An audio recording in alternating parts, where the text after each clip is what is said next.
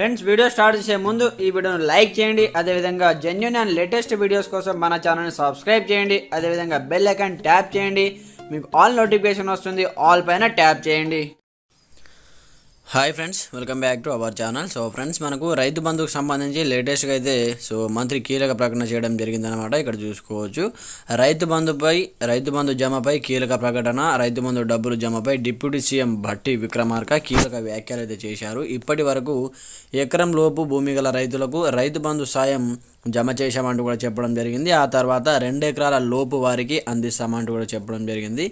రైతు బంధు కోసం రోజువారీగా నిధులు విడుదల చేస్తున్నామంటూ కూడా ఇక్కడ చూసుకోవచ్చు. విడతల వారీగా రైతులందరికీ జమ చేస్తామని ఆయన అయితే ప్రకటించడం జరిగిందనమాట. సో రోజు 10 గుంటలు పెంచుకుంటూ మనకు ఎకరం పైన ఎకరం 10 గుంటలు, ఎకరం 20 గుంటలు, ఎకరం 30 గుంటలు, ఎకరం 40 గుంటలు, ఈ విధంగా సో డే బై డే అయితే కంప్లీట్గా రైతుల ఖాతాలో డబ్బులు విడతల వారీగా జమ చేస్తున్నామంటూ కూడా ఇక్కడ అప్డేట్ రావడం జరిగిందనమాట. అయితే మనకు ఇప్పటి వరకు ఎకరం భూమి ఉన్న పేద రైతులు 27 లక్షల మందికి రైతు బంధు నిధులు విడుదల చేశామని చెప్పారు. ఇప్పుడు 2 ఎకరాల భూమి ఉన్న రైతులకు రైతు బంధు నిధులు విడుదల చేస్తున్నామని చెప్పారు. ఈ మేరకు నిధులు ఆయా రైతుల ఖాతాలో జమ అవుతున్నాయని కూడా భట్టి విక్రమార్క తెలపడం జరిగిందనమాట. నిధుల లేమితో ఆలస్యం. రైతు బంధు నిధులు రైతుల ఖాతాలో ఒకేసారి జమ చేయడానికి నిధుల కొరత అడ్డుగా మారింది.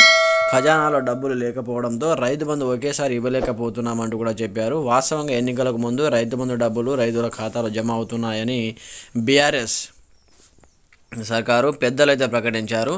అయితే ఆనాటి ఎన్నికల కమిషన్ కోడ్ కారణంగా రైతుల ఖాతాలో జమ చేయవద్దని, ఎన్నికల షెడ్యూల్ ముగిసిన తర్వాత రైతుల ఖాతాలో జమ చేసుకోవాలని ఎన్నికల కమిషన్ స్పష్టం చేసింది. అయితే రైతు బంధు కోసం ఖజానాలో మనకు జమ అయినటువంటి డబ్బులు అలాగే ఉంటాయని భావించినటువంటి రేవంత్ రెడ్డి ఆనాడు పిసిసి అధ్యక్షుడి హోదాలో తమ ప్రభుత్వం అధికారంలోకి రాగానే డిసెంబర్ 9వ తేదీన రైతుల ఖాతాలో జమ చేస్తానని ప్రకటించారు. కానీ డిసెంబర్ 7వ తేదీన సీఎంగా ప్రమాణ స్వీకారం చేసిన రేవంత్ రెడ్డికి అదే రోజు కంప్లీట్గా ఖాళీ ఖజానా కనిపిస్తుందంటూ కూడా ఇక్కడ చూసుకోవచ్చు అన్నమాట. ఆర్థిక శాఖ అధికారులు తాఫీగా వచ్చి నాయ పైసా కూడా లేదు సార్ అని రేవంత్కు సమాధానం ఇచ్చారు. దీంతో ఏం చేయాలో పాల్పోని పరిస్థితిలో రేవంత్ రెడ్డికి ఏర్పడిందంటూ కూడా చూసుకోవచ్చు అన్నమాట. ఖాళీ ఖజానా అప్పగించడంతో రైతు బంధు కోసం జమ చేసినటువంటి డబ్బులన్నీ పాత ప్రభుత్వం ఖర్చు చేస్తుందని, తాము అధికార పగ్గాలు చేపట్టే వరకు ఎలాంటి ఖర్చులు చేయకుండా ఆదేశాలు ఇవ్వాలని ఆనాడు కాంగ్రెస్ పార్టీ ఎన్నికల కమిషన్ కోరింది.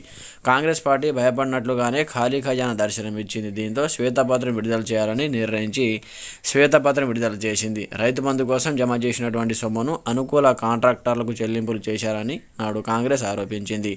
అయితే మనకు కంప్లీట్గా డే బై డే అయితే ఈ డబ్బులు అయితే జమ చేశామంటూ కూడా చెప్పడం జరిగిందనమాట. సో ఎవరెవరికి డబ్బులు అయితే మీ యొక్క అకౌంట్లో క్రెడిట్ కావడం జరిగింది, ఎవరెవరికి డబ్బులు వచ్చాయి, ఎన్ని ఎకరాల వరకు డబ్బులు పడుతున్నాయి కింద కామెంట్ సెక్షన్లో తెలియజేయండి. మనకైతే ఇప్పటి నుంచి 2 ఎకరాల పైన ఉన్న వాళ్ళకి డబ్బులు పడతాయంటూ కూడా భట్టి విక్రమార్క డిప్యూటీ సీఎం అయితే చెప్పడం జరిగింది. కాబట్టి సో ఒకసారి నాకు కామెంట్ చేయండి ఎవరెవరికి పడుతున్నాయని దాని గురించి. Okay friends, thanks for watching this video. జై హింద్.